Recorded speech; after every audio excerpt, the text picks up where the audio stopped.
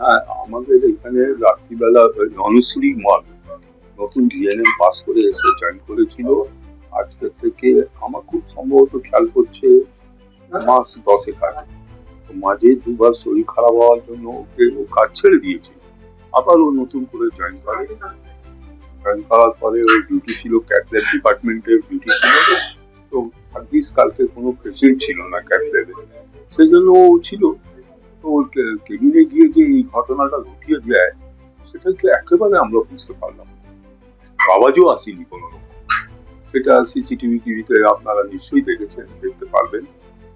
তো বাচ্চা মেয়ে আর কি বলবো, বলার তো কিছু নেই। আমি সকাল 9টার সময় জানতে পারি। আমার কাছে একটা স্টাফ দৌড়ে এসে বললো, বলে এরকম এরকম ঘটনা, মানে দরজা ভাঙছে ওর বাবারা।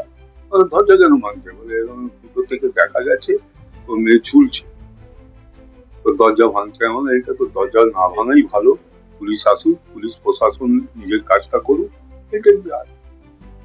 তারপর পুলিশ এসে পুলিশ এসেছে, তারপরে দরজা খোলা হলো, ভাঙা হলো, অথবা খোলা হলো। আমি ছিলাম না, ভেতর থেকে লক ছিল, ভাঙা হলো। তারপরে বডি বডি প্রশাসন। কি অবস্থায় পাওয়া গেছে আমি দেখিনি বডিটা, দেখতেও পারবো নিজেদের স্টাফেদের না। না না না কিচ্ছু বলেনি, ও একাই ছিল।